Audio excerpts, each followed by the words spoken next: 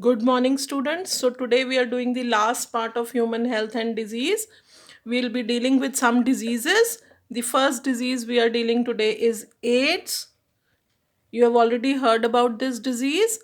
AIDS stands for Acquired Immunodeficiency Syndrome. Now, I'll tell you what these words mean actually. Acquired means that nobody will have this disease because of genetic inheritance. Everyone will get this disease or acquire this disease, get this disease during the lifetime only. And what will happen in this particular case? Immunodeficiency, that is, immune system will be damaged or deficient. And it is a syndrome, that is, it will have a multiple symptoms or disorders together. So it is known as syndrome. And it is caused by a virus. It's a viral disease. It's caused by HIV, that is human immunodeficiency virus. Which virus causes AIDS? HIV, human immunodeficiency virus. And this HIV is a retrovirus. Now, this is a very important term. Since you've not done genetics as yet, you may not be knowing that viruses are of two types, one which have DNA and one which have RNA. They never have both. And the viruses which have only RNA are called as retrovirus. So the HIV is a retrovirus. So also is the coronavirus now, no? You've all heard about it. So this is a retrovirus. It has RNA genome. It does not have DNA. When it is active, it does not have DNA. Now, how does this virus get transmitted from one to another? So the transmission modes are by sexual contact. It does not travel through normal body fluids or just by handshake or sharing of the food or water or anything. It transmits if one person is having AIDS and there is a sexual contact between another person and him or her, then it will get transmitted. Or through blood transfusion. That is, when a blood which contains HIV virus is given to a normal person, then he or she also will get AIDS. Then sharing of needles. Now, if somebody who is suffering from AIDS has been injected with that needle and it is not discarded, it is reused, then it will spread. Or especially when people are taking some drugs, etc., with the needles, then this is a very common mode of transmission. Then you this can also spread from infected mother to an unborn child through placenta. So here the child will be having AIDS even when it is born, but it is still acquired only. It is still acquired. It is not genetically transmitted. It was passed from the mother through placenta to the unborn child. So these are the four modes of transmission of AIDS. Now, let's understand what is the incubation period. Suppose today a pathogen or this virus or any virus or pathogen enters a human body, then how much time will it take for the first symptom to appear? That is known as incubation period. And in case of AIDS, it's very, very long. It may take years. Suppose a person gets AIDS virus infection today, then he or she will be caused as HIV positive, but not AIDS patient. AIDS patient, he or she will be called only after he covers the long incubation period and shows the symptoms of AIDS. So here it is a very long incubation period in case of AIDS. Now this HIV first enters our body and attacks or enters macrophages, which act as the HIV factory. Now I'll show you one diagram from your book and we'll have to understand, and this is very, very commonly asked in the exams also. Now see, this is the retrovirus and this is the RNA, and this is inside, it has RNA and a core or a cover around us. This infects the animal cell. This greenish part is the animal cell or human cell, especially the macrophages. And this is its plasma membrane. Since it's a human cell, it will not have cell wall. So this core will not enter into the macrophage, only the viral RNA is introduced into the cell. What enters our cell is only RNA, not its cover. Then this RNA will first form DNA. RNA will not act on its own. You know, DNA is the genetic material. So RNA will be forming DNA by an enzyme reverse transcriptase. This process you will be doing in detail in genetics. So don't worry about this. Then this DNA goes into the genome or the this genetic material inside our nucleus and then takes over. You know, viruses don't have their own metabolic reactions. They take over our DNA and make them do whatever they want to do. So viral DNA gets incorporated into human DNA, and then what does it start producing? New viruses. So this is the multiplication of viruses, and now these viruses will go and infect other cells. Again the cycle will be followed. So RNA is introduced, converts to DNA. This DNA fixes an rDNA, makes more viruses with RNA. Then this is released and infects the other cells. So this is the replication of a retrovirus. So this is how it spreads. So the HIV or the human immunodeficiency virus enters into macrophages as RNA, then forms DNA and becomes an HIV factory. This can also do this in helper T lymphocytes, another type of cells, another kind of WBCs. There also it produces lots and lots of progeny. So then it spreads. Now, how can we test whether a person is having AIDS or not? The test which we do is ELISA. The full form for ELISA is enzyme linked immunosorbent assay. What is it? Enzyme linked immunosorbent assay. This is the full form. This is the test which is done in the labs to find out whether a person is HIV positive or not. As such, a perfect cure for this is not available. But since I told you that the incubation period is very long, and we try to give antiretroviral drugs to the patient so that the incubation period still gets longer and patient survives for long. So what type of drugs are used in it? Antiretroviral drugs. This is a retrovirus. Since it has RNA, we want to damage it, so we are using antiretroviral drugs. There are many associations which are trying to control AIDS or prevent AIDS, and one of the most common one is NACO, NACO, National AIDS Control Organization. Now the next disease which we are going to do is cancer. The next disease which we are going to do is cancer. Another, you must have done or heard about this. There are many types of cancers, sarcomas, leukemias, etc., etc.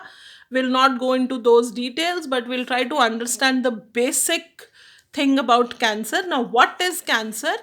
It is uncontrolled mitosis. You know that mitosis is the cell division for growth, but and it is under the control of the body. When the cell has to divide, when it does not have to divide, that is all controlled. But if this mitosis becomes uncontrolled, then it is called as cancer. Now, why would this mitosis become uncontrolled? It is called as oncogenic transformation. I'll tell you what this is. So normal cells, they do not divide. They divide only when required because of the property of contact inhibition. They are in touch with one another, and they are under the control of the body, and their cell division is inhibited. That means it is not, they are not dividing. They will divide only when required. But if this contact inhibition is lost, then what happens? Tumors will be formed. There will be uncontrolled mitosis and tumors will be formed. Tumors are of two types: benign tumors and malignant tumors. Now, there are two types of tumors: benign tumors and malignant tumors. Benign tumors are not very harmful, they are just present wherever they are formed.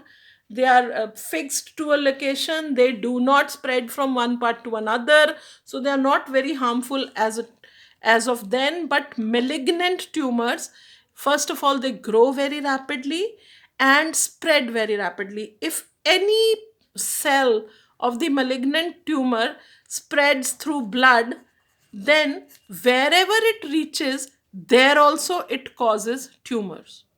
There also it causes tumors. So this stage, when this happen, is known as metastasis. It's the spread stage. It is the dangerous part of it. So the that stage, when the cells, they slush off from their original site, reach the distant sites and produce more of cancerous properties there, more of a tumor there, then it is known as metastasis. So next we come to causes of cancer.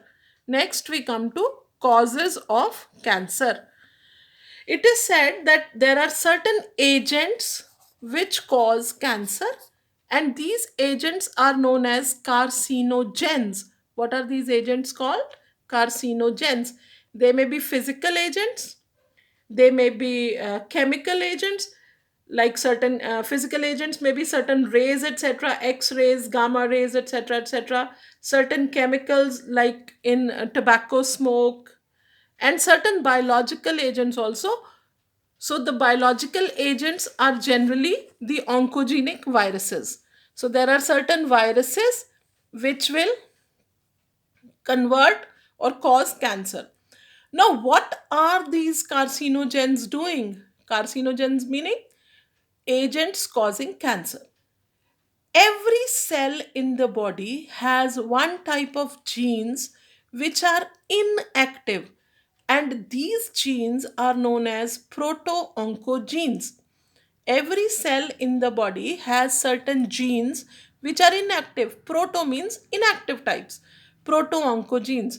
Now, in presence of carcinogens, the proto-oncogenes get activated and convert to oncogenes, and this leads to cancer. This leads to cancer. So next, what we have to understand is, how can the cancer be detected? There are many ways how cancer can be detected. More than one technique is used in patients to finalize what is happening. So the first is biopsy, where a small piece of the tissue is cut and then it is examined under the microscope, and various histopathological tests are done on it. So a biopsy means first a tissue part is taken wherever we suspect there is cancer, and then certain pathology tests are done under it. Then some tissue cultures and some blood tests are also done. Even bone marrow is tested in case of leukemia. Leukemia is the blood cancer. So even the bone marrow is tested in that case. Various techniques what we are using for detection are CT scan. You have all heard, no? CT stands for computed tomography. Then MRI, that is magnetic resonance imaging. They are very important and useful in detecting cancer, especially in the internal organs, because they will give multidimensional views to the doctor of the this organ which is damaged. They will give a 3D view, so the physicians can judge what kind of a damage is done inside.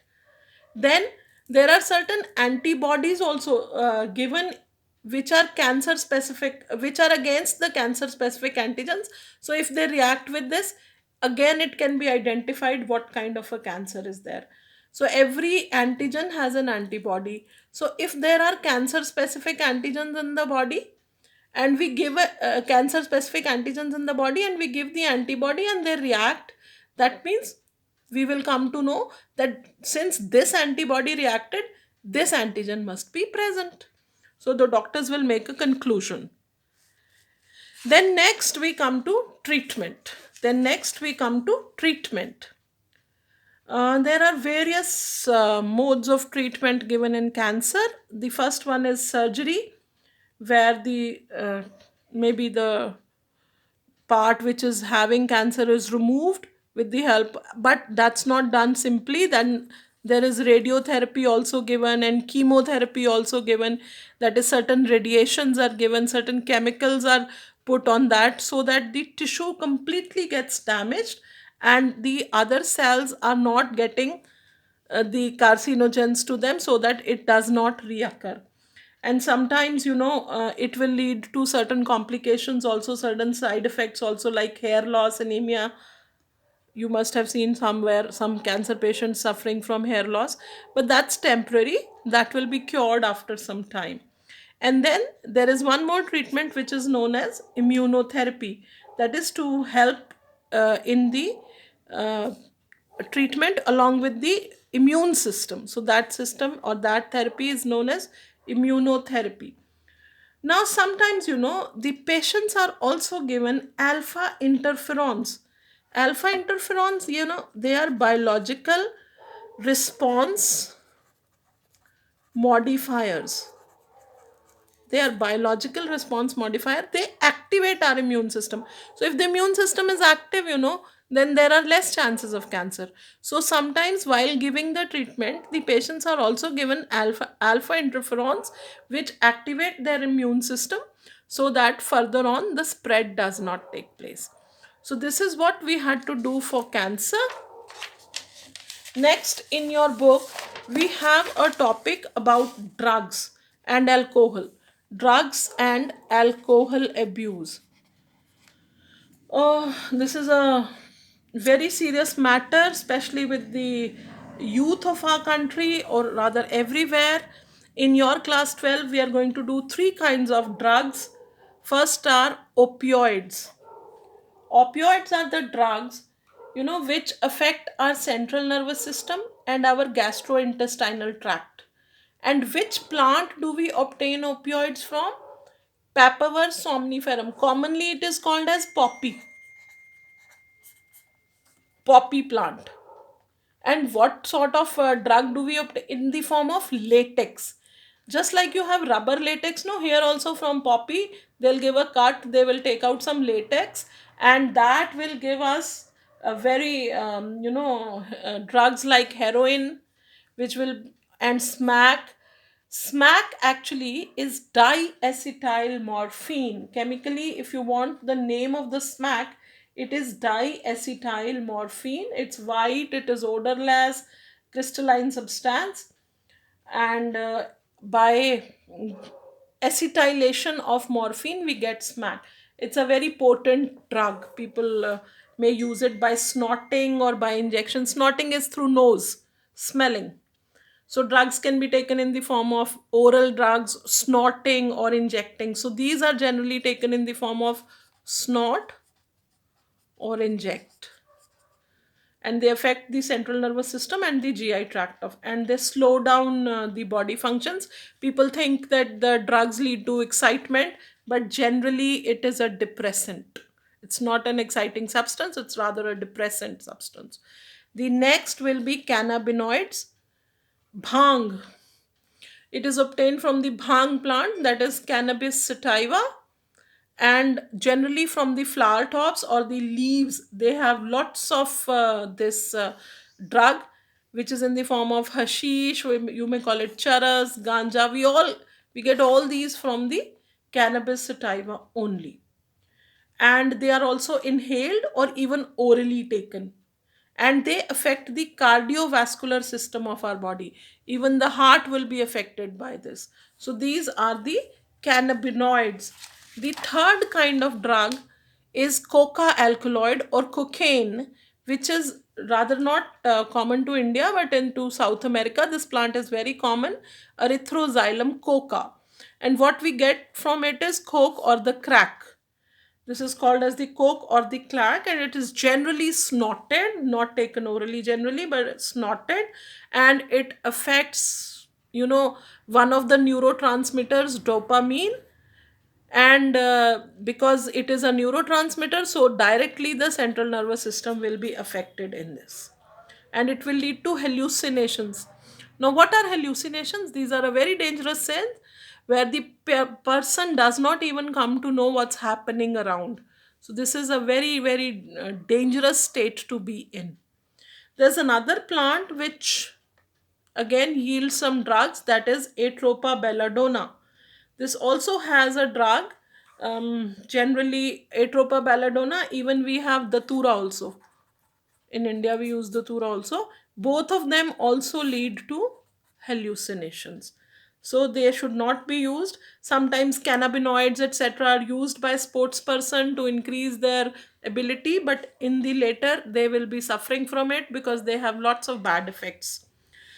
Though we have been using these drugs as medicines also, some of the drugs are used as medicines, but that is always under the doctor's advice and in controlled amount. But in the case of drug abuse, it is taken in large amount and it leads to damage of the body. Now another very common thing which we use is tobacco, maybe in the form of cigarettes or whatever. It contains nicotine. By nature, nicotine is an alkaloid. What sort of substance is nicotine? It is an alkaloid. And what does the nicotine generally do? It stimulates the adrenal gland of the person. So, what will be produced? More adrenaline, that's the emergency hormone. So, excitement might be there. It will produce more adrenaline, more non-adrenaline. So the BP will be shooting up, the heart rate will increase, and later on it will lead to bronchitis, emphysema, heart disease. Now, what is emphysema? Breakdown of alveolar walls.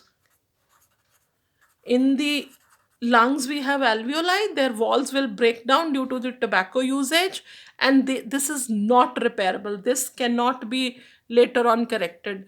So you've all seen somewhere or the other a cigarette packet. It contains an warning also that is injurious to health.